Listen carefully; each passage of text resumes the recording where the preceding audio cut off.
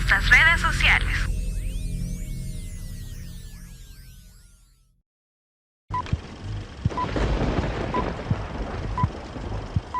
A continuación, palabra de Dios. Muy bien, mis estimados hermanos, una vez más, bienvenidos a la casa de nuestro Dios. Le quiero invitar a que abra su Biblia, por favor. Vamos a leer en el libro de Eclesiastés, o continuando con Eclesiastés, en el capítulo 7. Vamos a leer el versículo 6 y versículo 7 nada más, para tener un contexto. O leemos desde el 5 al 7, por favor. Cuando lo encuentre allí sentadito, le damos lectura a la palabra de nuestro Dios. Eclesiastés capítulo 7. Recuerde usted que veníamos hablando que el escritor de Eclesiastés, que es Salomón, hemos enfatizado que la mayoría sostiene que fue escrito ya en la edad, bueno, en una edad avanzada, en la ancianidad, y que aparte de la sabiduría que había recibido de parte de Dios, podemos agregarle, hermanos, la experiencia, lo que había visto, lo que había, digamos, observado, lo que había evaluado, lo que había concluido a través de los años.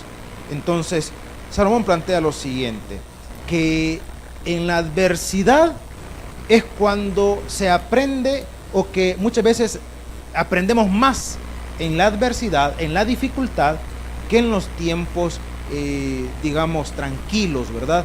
A veces el sufrimiento es un mejor maestro que la alegría, y no es una condición pesimista, no es así. Lo que sucede es que, decíamos la semana anterior, que efectivamente a veces las experiencias negativas, hermano, nos enseñan tanto.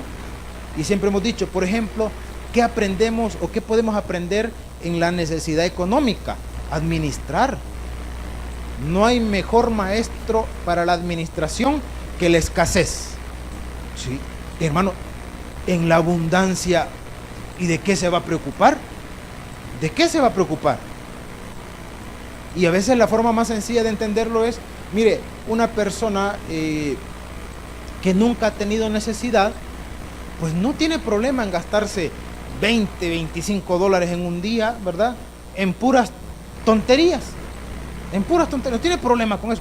Pero cuando pasamos por necesidad, a veces 25 dólares es lo que tiene para la semana. Y no para usted solo, no, para 3, 4, 5, que son los miembros de la casa, ¿verdad? O los que viven en casa. Entonces hay personas que usted le dice, mire, yo siento que no me alcanzan, qué sé yo, pongamos una cantidad, no me alcanzan 60 dólares para la semana. Y el que vive con 25 le dice, yo con 60 dólares haría maravillas. No, hasta ahorraría, pues. Y les he contado varias veces que una persona, y eso fue un reportaje, estaban hablando de el costo de la vida y la canasta básica y no sé qué, no sé cuánto.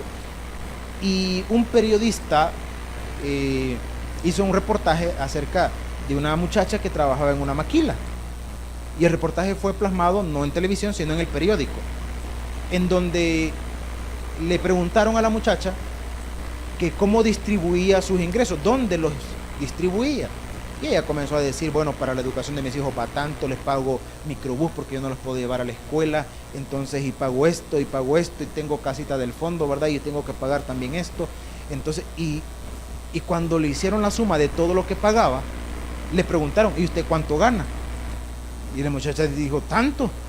Y cuando quisieron cuadrar, le dijeron, pero mire, aquí según lo que usted me ha dicho, usted con su salario no podría vivir. Y la respuesta de la muchacha fue bien tranquila. Ay, yo no sé, dijo, pero yo salgo con mis cosas. ¿Y cómo hace? Y viene una frase maravillosa. No sé, Dios sabe. Dios lo sabe. Y yo estoy convencido que esa muchacha de vez en cuando llevaba a sus hipotes a comer pupusas a los planes, quizás. Le alcanzaba. Y me comentaban de alguien que trabajaba, no sé, bueno, creo que trabaja en una institución de gobierno, en una jefatura donde le proveían, estaba con vehículo asignado con motorista, con combustible, le tenían un teléfono de la organización, o sea, el gobierno le pagaba el teléfono, le pagaba todo y le prestaba dinero al motorista. Y el motorista tenía que con pena andarle cobrando al hombre. Mire, don fulano, ¿cree? Los $20 que le presté, fíjese que los estoy... Hermano, al motor, el tipo tenía un salario arriba de $1,000. Y le daban todo, hasta la alimentación. Y le prestaba dinero al motorista. Entonces, mis estimados hermanos, en la abundancia es difícil aprender a ser buen administrador, a menos que ya con sabiduría de Dios tenga ese principio, ¿verdad? Entonces Salomón plantea lo siguiente y dice, vámonos al versículo 5, por favor, capítulo 7, dice la palabra del Señor: mejor es oír la reprensión del sabio que la canción de los necios, porque la risa del necio es como el estrépito de los espinos debajo de la olla, y también esto es vanidad. Ciertamente la opresión hace entontecer al sabio, y las dádivas corrompen el corazón. Que Dios hable en nuestros corazones a través de su palabra. Estimados hermanos, la semana anterior ya meditábamos en algunos de estos versículos, y cuando Salomón dice, mire, es mejor la reprensión del sabio que la canción de los necios, decíamos porque a veces nosotros creemos que aquellos que nos confrontan o que nos dicen las verdades, a veces nos molestamos, nos enojamos, no nos agrada, pero el hecho de que se diga algo y no sea de mi total agrado no significa que sea malo, no significa que sea negativo, porque de quien hay que tener cuidado muchas veces es de la adulación o de la sobreadulación, cuando todo el tiempo nos celebran las situaciones. Ahí de tener cuidado. Entonces, por eso es que Salomón dice, mejor es la reprensión del sabio que la canción de los necios, porque aquel que todo nos celebra muchas veces no tiene un sentimiento sincero por nosotros, porque no le interesa, no le importa si le va bien, si le va mal. Lo que le interesa es quedar bien, nada más, punto. Luego Salomón plantea y dice, porque la risa del necio es como el estrépito de los espinos debajo de la olla.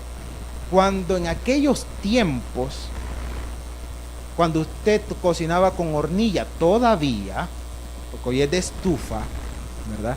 Pero en aquellos tiempos, yo no sé si en algún momento usted tuvo la oportunidad, bueno, hoy en día quizás ya no hablemos de las espinas, hablemos de cuando usted tiene la oportunidad de cocinar algo y utiliza carbón, que ni siquiera es lo que ha quedado de residuos, sino que lo compra, ¿verdad? Ya le ha salido de ese carbón tronador, chispeador, hermano, que usted no sabe si está cocinando o peleando con él, ¿verdad? Si es su enemigo el que ha llevado a la casa. Ahora, ¿sabe qué es lo chistoso de ese carbón específico? Yo no sé si usted lo ha evaluado. Va de tronar y tronar y tronar y nunca enciende el condenado. Y truena y truena. O sea, es más el escándalo pues que otra cosa. Como unas motos que pasan ahí que todavía cae y ahí va la tonterita así, mira. Eso es bulla. Eso es bulla. Entonces, Salomón hace una reflexión, dice que digamos la postura del necio, ¿verdad? Muchas veces es simplemente eso, es bulla, con el fin de quedar bien, con el fin de adular o con el fin simple y sencillamente de vender una condición de una simple apariencia. Cuando el individuo se aferra tanto a la apariencia, a lo que puede vender superficialmente, caemos en una situación bien lamentable. Y la situación lamentable es que nunca acepta su condición. Yo siempre he dicho, hermano, nosotros por cultura, cuando le preguntan cómo está, ¿cómo responde? Bien, aunque no sea verdad, aunque no sea cierto. Y eso lo hacemos simplemente para, repito, por cultura, algunas veces por guardar una condición simple y sencillamente. Entonces, Salomón lo que está planteando es, mire, no trate de fingir, de vender una condición que no es verdad. Y en una condición muy personal, muy íntima, si cuando tenga que llorar llore, ¿cuál es la situación? No hay problema. Si todos pasamos por diferentes etapas en la vida. Salomón habló de eso previo al versículo que estamos leyendo. Todo tiene su tiempo. Está diciendo, mire, hay tiempo de reír y está bien, ¿verdad? Pero hay tiempo de llorar también y está bueno. Hay tiempo de construir, hay tiempo de derribar, hay tiempo de plantar y hay tiempo de arrancar lo plantado. La cuestión es, no viva de las condiciones superficiales. Y aún en el dolor o en la necesidad, aún allí disponga sus sentidos para aprender. Para aprender. Que el sufrimiento o que las situaciones negativas no sean solamente para hacer bulla. ¿A qué nos referimos con eso de hacer bulla? ¿De qué le sirve? ¿Qué soluciona con andarse quejando, hermano? ¿Qué soluciona con que todo el mundo conozca sus desgracias? ¿Qué soluciona? Nada. Nada. Lo que sucede es que hay personas que les gusta llamar la atención. Entonces, para llamar la atención, ¿qué hay que hacer? Drama, ¿verdad? Hay que hacer drama. ¿Para qué? Para llamar la atención, para que vean cuánto sufro yo y cuán mal estoy yo y cuán pobrecito soy yo. Mírenme, mírenme. Entonces, cuando Salomón plantea la risa de los necios, es como el estrépito de los espinos, ¿verdad? O sea, es la bulla. ¿Qué soluciona? Nada. Y cuando pase por allí, ¿qué voy a hacer? Disponer mi mente y corazón para sacarle provecho. ¿Cómo le voy a sacar provecho? Algo tengo que aprender de esto. Algo tengo que aprender de esto. Algo. Cuando usted vaya al médico, mire, pregunte, usted no se quede callado. Atrévase a preguntar. Atrévase. Mire, ¿y esta situación de qué proviene? ¿Cuál es el origen? ¿Por qué sucede? ¿Cuál es? Yo les he contado que hace más de un año platicaba con un médico. Me cayó bien el tipo porque por lo expresivo. Porque yo le preguntaba algo que yo estoy seguro que muchos de ustedes también tienen esa duda. Mire, ¿y si mi mamá, si mi papá tienen problemas de hipertensión o diabetes, estoy condenado yo a sufrir por lo mismo? Y yo no sé si es que él es así de expresivo o no sé, bueno, pero le puso tanto énfasis a la respuesta. Mira, me dijo, voy a replicar exactamente las palabras del hombre. Mira, me dijo, mi tata es hipertenso y mi nana es diabética, me dijo. Yo tengo 55 años, pregúntame si soy diabético o hipertenso. Eso sí, me dijo.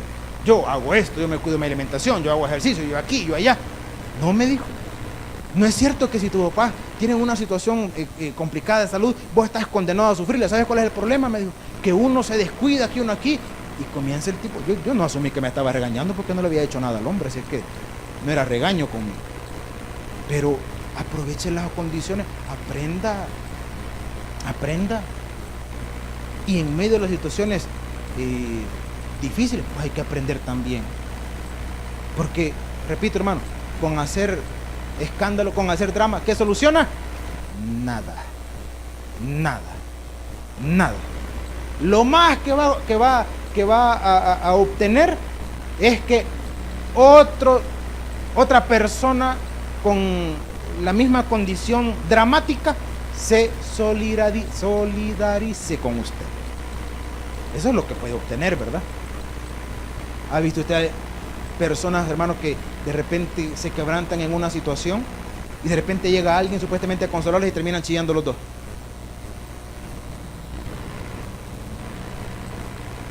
O sea, no es que, mire, es que me conmovió tanto, ¿verdad? No, a veces somos solidarios en esa situación, pero una condición curiosa, cuando su situación es difícil, hermano, el llanto del otro no lo consuela, no lo va a consolar.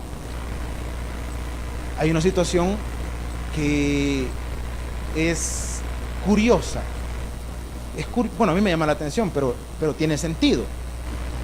Cuando uno va a viajar, cuando uno va a volar, le dan unas indicaciones previas a iniciar el viaje, pero a mí lo que me llama la atención es que le dicen, si en algún momento se llegara a perder la presión dentro del avión, caerán unas mascarillas para que usted pueda, digamos, tener oxígeno. Primero, le dicen, primero, auxíliese usted para que después pueda hacerlo con su acompañante.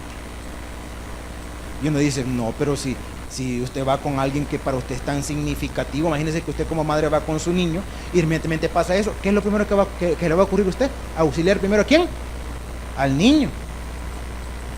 Pero imagínense que usted por estarlo auxiliando, usted deja de respirar, se muere usted y el bicho.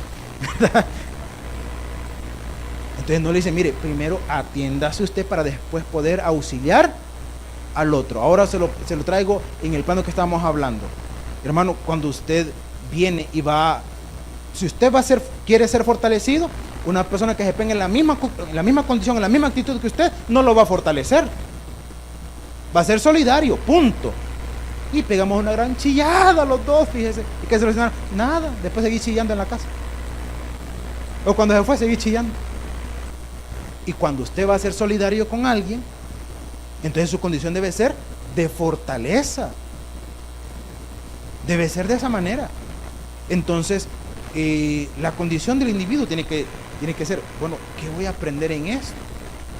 No voy a venir y repito, y hacer el escándalo para captar la atención y para que los demás vean, ¿verdad?, cuánto yo sufro. Y repito, lo que va a conseguir, tal vez la lástima, lo que va a conseguir es que otro dramático o dramática se solidarice, ¿verdad? Solidarice. Y de ahí para allá no solucionó nada. ¿Qué solucionó? Nada. Más que todo porque si nos vamos a un plano espiritual bien íntimo, es que quien también evalúa nuestras lágrimas, ¿quién lo hace? Dios. Dios le dijo a Ezequías, he visto tus lágrimas. Agrego a tus días 15 años más. Pero claro, si las palabras que Ezequías le dirigió a Dios no fueron nada fáciles. Tú sabes que con íntegro corazón te he servido, hermano, y para decirle eso, yo siempre he dicho, hay que tener solvencia. Como que vengamos delante de Dios y le digamos, porque Ezequías es sabio, hermano. No le dijo, yo nunca te he fallado, Señor. No le dijo eso. Con íntegro corazón te he servido. Imagínense que nosotros viniéramos delante de Dios y le dijéramos, Señor, tú conoces mi situación, desde que te conocí, nunca más volví a pecar. Lo consume el Señor mejor, hermano, por mentiroso. La condición, hermano, sincera de la persona. Entonces, Dios conoce sus lágrimas. Muchas veces hemos ejemplificado como que cuando las madres o los padres llegan a desarrollar esa habilidad, es bien interesante, porque el niño o los bebés, lógicamente, pues antes de que aprendan a articular, se comunican a través del llanto. Estoy hablando de los primeros 6, tal vez máximo 8 meses. Se comunican a través del llanto. El llanto, depende del tipo de llanto, así es digamos, lo que el niño quiere comunicar. Hay llanto de sueño, hay llanto de hambre, hay llanto de incomodidad, llanto de enfermedad. O sea, hay diferentes tipos de llanto. Y la persona o los padres, repito, en un momento de desarrollar esa habilidad, logran determinar. Hay madres que el niño está llorando y dicen, sueño tiene, identifican cuál es el tipo de llanto. Está llorando y dicen, no, hambre tiene, identifican. Entonces, de la misma manera, Dios, hermano, evalúa y conoce nuestras lágrimas. ¿Por qué estás llorando? Ah, porque hay dolor en mi corazón. Sí, es cierto, yo conozco tus lágrimas. ¿Por qué estás llorando? Quiero llamar la atención. Sí, ya te vi, mente mentiroso. Entonces, Dios conoce y evalúa eso. Ahora, Salomón dice, porque la risa del necio es como el estrépito, repito, solo ruido, quiere llamar la atención, quiere captar la atención. Y eso es vanidad. ¿Por qué es vanidad? Porque, hermano, cuando aprende a conocer a las personas, identifica cuando algo es real o no lo es. El problema de las personas que les gusta llamar la atención es que hay un momento en donde ya se identifica, y cuando ya se identifica, hermano, ya no le presta atención. Regresemos al caso de los niños. Y es una recomendación que funciona, hermano, funciona. Cuando el niño quiere llamar la atención y quiere chantajearlo a usted, se tira al suelo, llora, le da ataque, siente que se muere.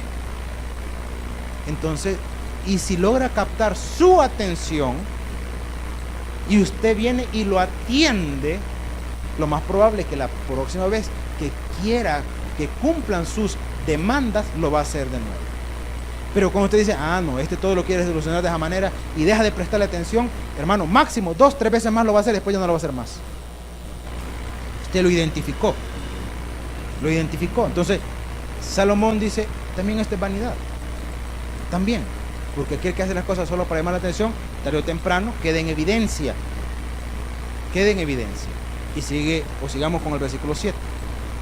Dice la Escritura: ciertamente la opresión hace entontecer al sabio, y las dádivas corrompen el corazón. Mis estimados hermanos, Salomón está haciendo referencia, cuando dice opresión, está hablando de aquella condición exigente hacia alguien. Mire, la exigencia hace, digamos, perder el objetivo de una persona. Nosotros diríamos no, diríamos no. Es más, en la actualidad hay instituciones que le dicen, si ustedes quieren emplear a alguien, le dice que sepa trabajar bajo presión. Y si nosotros decimos, bueno, si esa es una cualidad que parece apropiada, ¿a qué hace referencia cuando dice que la opresión hace entontecer al sabio y las dádivas corrompen el corazón? Hablemos de una situación, perder el objetivo. Cuando se pierde el objetivo, cuando se pierde la visión de lo que se quiere. En términos espirituales, siempre lo hemos dicho, usted tiene que tener claro lo que le motiva a venir a la casa de Dios. Tiene que tenerlo claro, porque si su motivación no es la apropiada, no es la correcta, hermano, entonces no estamos agradando o no estamos dándole adoración a Dios. No lo es. Imagínese que a usted le debieran dinero y que viniera alguien a decirle, mire, el hermano que le debe pisto, me lo encontré y dijo que iba a llegar hoy a la iglesia, así que cáigale porque hoy va a llegar. Y usted viene, hermano, buscando al hermano que le debe pisto, ¿verdad? Y de repente viene la alabanza y dice, no, pero que no ha venido todavía. Y está cantando y está viendo para todos lados a ver a qué hora va a venir el que le debe dinero. Y terminamos de orar y se levanta rápido y dice, pues no lo vi, me vaciló, no vino. Se perdió el objetivo. ¿Cuál era su objetivo? Venir a cobrarle el susodicho, ¿verdad? ¿Cuál debe ser su objetivo? Venir a buscar de Dios. Dice, las dádivas corrompen. Podríamos nosotros hablar del soborno, pero no tanto es el soborno, sino el fin. El fin o el objetivo cuando se pierde, cuando nuestros fines son distintos. Imagínese usted, bueno, quizás le puedo decir, sucedía, no hablemos de lo reciente, pero hace años, no sé si todavía pasa, pero hace años, cuando quien extendía las licencias de conducir no era una empresa privada, sino que era una institución de gobierno, y si no me equivoco era el departamento de tránsito quien extendía las licencias. Y era curioso porque a los alrededores de donde se extendía había un montón de locales y había un montón de personas que le ofrecían a usted sacar la licencia, hermano, sin someterse a todos los procesos que había que hacer. Se lo garantizaban. Y todo se movía a través del soborno. Entonces yo conocí personas, hermano, que primero tuvieron licencia y después aprendieron a manejar. Primero tuvieron licencia y después aprendieron a manejar. O sea, había gente que sacaba la licencia, tenía la licencia, y usted les preguntaba, mire, ¿y usted pero puede manejar? No, decía. ¿Y cómo es que tiene licencia? Porque había sobornado, había dado el dinero. Había gente, hermano, que se les llamaba tramitadores y no eran tramitadores. Entonces, ¿qué eran? Coyotes. Eran coyotadas que iban a andar sobornando. Usted le daba el dinero y ellos entraban a la institución y tanto para este, tanto para aquello otro. Al ratito venían con la licencia, ya los vaya a tomarse la foto. Y ya estuvo. La institución tenía un fin: legalizar a los conductores. ¿Cómo se perdió eso? El fin, ¿cómo se perdió? A través de las dádivas, a través del soborno. Entonces, aquí hablemos de cuando el objetivo se pierde. Hablemos en términos espiritual, una vez más. ¿Qué lo motiva a venir a la casa de Dios? Si su motivación primordial no es buscar de Dios, entonces, hermano, esa motivación que lo hace venir, esa es la dádiva. Y esa dádiva lo corrompe, lo desvía, lo aparta. No es saludable, no es apropiada. Entonces, dice, las dádivas corrompen el corazón. Y el versículo 8, Salomón plantea lo siguiente, dice: mejor es el fin del negocio que su principio. Mejor es el sufrido de espíritu que el altivo de espíritu.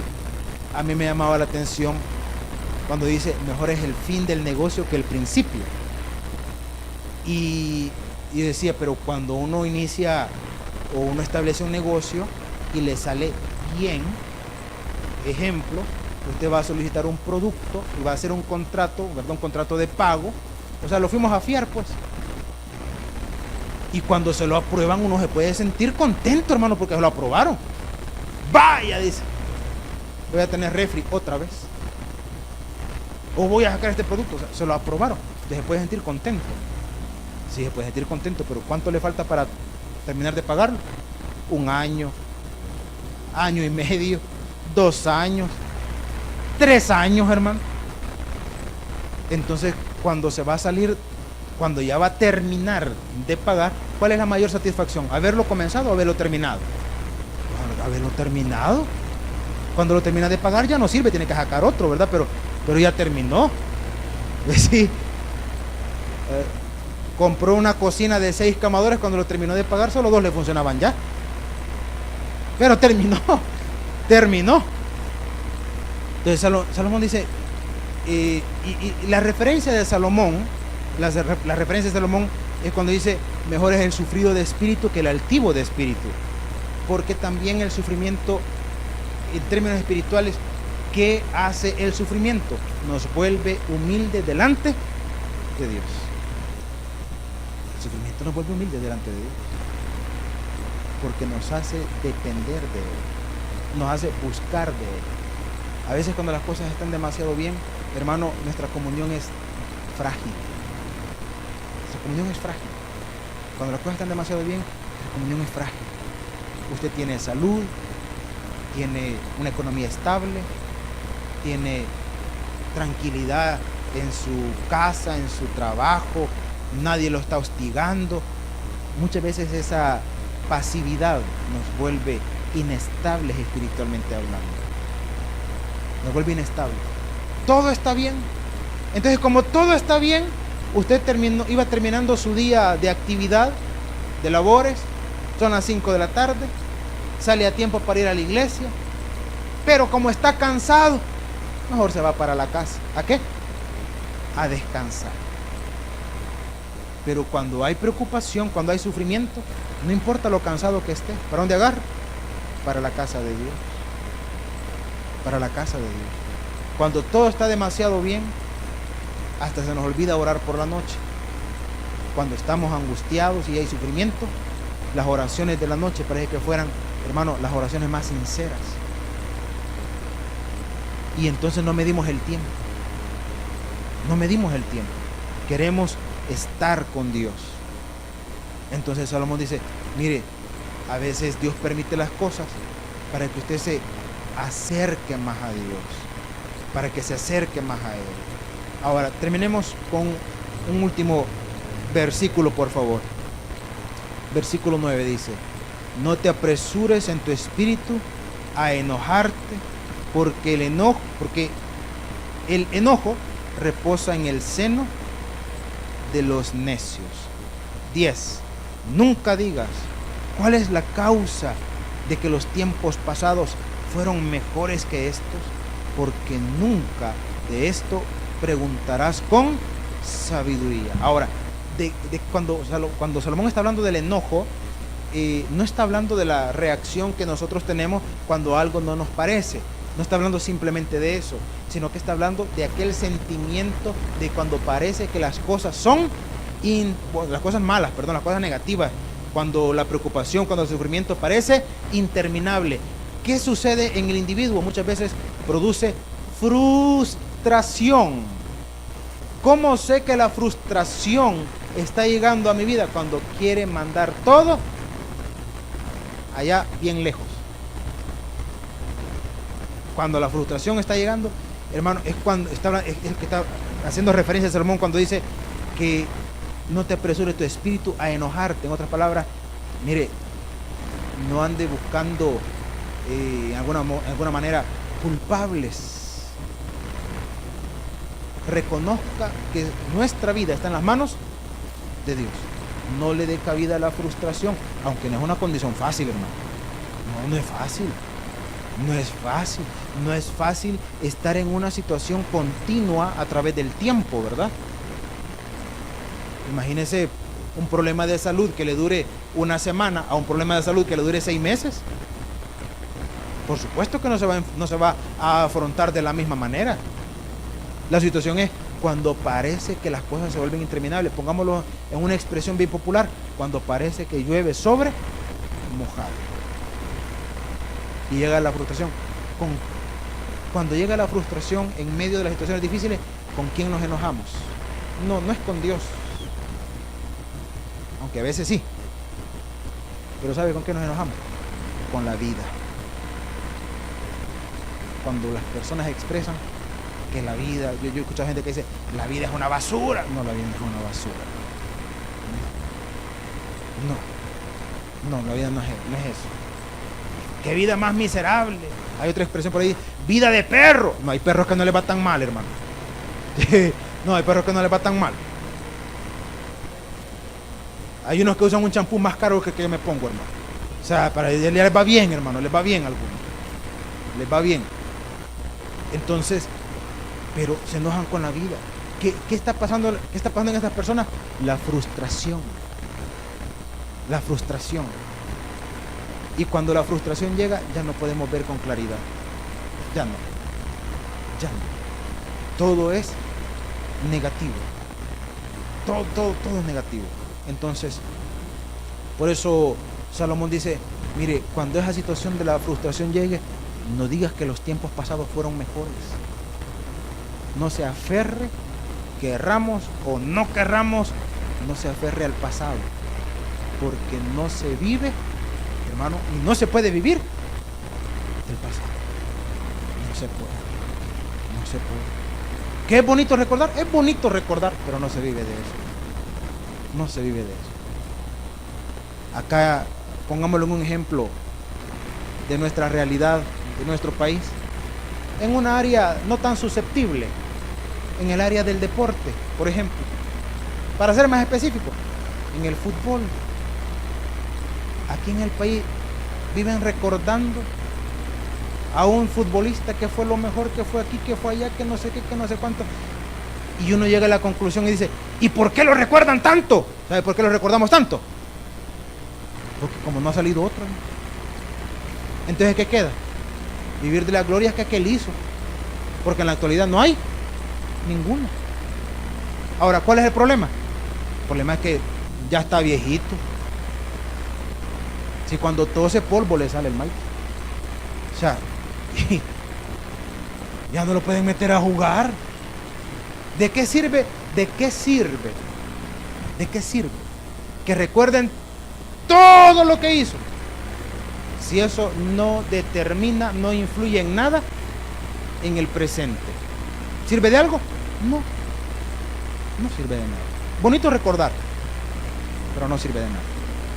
Entonces cuando las personas dicen, y es que antes, ¿verdad? Y es que antes yo tenía, es que antes yo hacía, es que antes aquí, antes allá. Y a veces es duro, pero es la verdad. ¿Cómo decimos?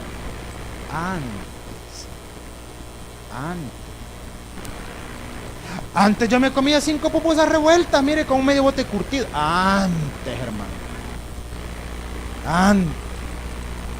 Algunos en la actualidad hoy se las comen y no amanecen. Antes. Es que antes las cosas eran diferentes. Antes. ¿Sirve algo vivir del pasado? No sirve de nada. Viva su presente. Que antes me acuerdo cuando era chiquito, descalzo andaba. Hoy tiene 2 pares de zapatos, no sé qué. Antes. Es que antes, hermano, Salomón dice, mire, nunca digas cuál es la causa de que los tiempos pasados fueron mejores que estos, porque nunca de esto preguntarás con sabiduría. ¿Por qué razón? Porque pongámoslo en un plano, bueno, como usted lo quiera poner, personal y espiritual. Si es en un plano espiritual, podríamos decir, mire, ¿y por qué antes parece que mi relación con Dios era más intensa? Parece que era como más bonita. Bueno, si lo ponemos en una condición realista sería, mire, y si antes era así, ¿por qué no la cuidó? Porque ahora se ha desgastado, si Dios sigue siendo el mismo. ¿Quién se distanció? ¿Dios o yo? Pero nosotros. ¿Quién tenía que haber cuidado esa relación? Yo. ¿Por qué? Porque Dios sigue siendo el mismo. Entonces no es una pregunta sabia. Es que yo antes leía mi Biblia todos los días. ¿Y ahora por qué no? Si tiene la misma Biblia. ¿Por qué no? Si lo vemos en el plano personal, ¿verdad? En el plano personal, mire, yo no sé cómo es que antes me alcanzaba el salario, si hasta menos ganaba de lo que hoy gano y hoy no me alcanza. Sea sabio, ¿qué está haciendo mal? ¿Qué está haciendo mal? Sea sabio. Entonces, por eso es que no es una pregunta sabia, ¿verdad? ¿Y por qué antes las cosas eran diferentes? Porque hay cosas que hacía bien y las dejó de hacer. Porque hay cosas que estaba haciendo mal y las siguió haciendo. Entonces no es una pregunta sabia, ¿verdad? Y si quieres recordar el pasado, que sea solamente para retomar lo bueno y ponerlo en práctica, o para identificar lo malo y corregirlo. Pero para vivir del pasado, por más que quiera, hermano, no lo puede o no lo podemos hacer. No podemos ni regresar al día de ayer, mucho menos regresar a 5 años, ¿verdad? Algunos viven añorando que sean realidad las películas. Ojalá inventen una máquina del tiempo. No, hermano, no va a pasar. No va a pasar. No va a suceder. No va a suceder. No podemos cambiar el pasado, pero sí nuestro presente puede ser distinto y poner en las manos de Dios lo que es incierto, nuestro futuro, ¿verdad? Ponerlo en las manos de Dios. Así que en esta noche, denle un fuerte aplauso a nuestro Padre Celestial. Vamos a orar, mis estimados hermanos. El predicador ha terminado su mensaje. Es tiempo de que recibas a Jesús como tu Salvador personal. Ora conmigo de la siguiente manera. Señor Jesús, yo te recibo hoy como mi único y suficiente Salvador personal. Creo que eres Dios, que moriste en la cruz por mis pecados y que resucitaste al tercer día. Me arrepiento, soy pecador. Perdóname, Señor. Gracias doy al Padre por enviar al Hijo a morir en mi lugar. Gracias, Jesús, por salvar mi alma hoy en Cristo Jesús, mi Salvador. Amén. Bienvenido a la familia de Dios. Ahora te invitamos a que crezcas en el conocimiento de las Escrituras. Congrégate con nosotros. Estamos ubicados en kilómetro 6,5, carretera a Los Planes de Renderos.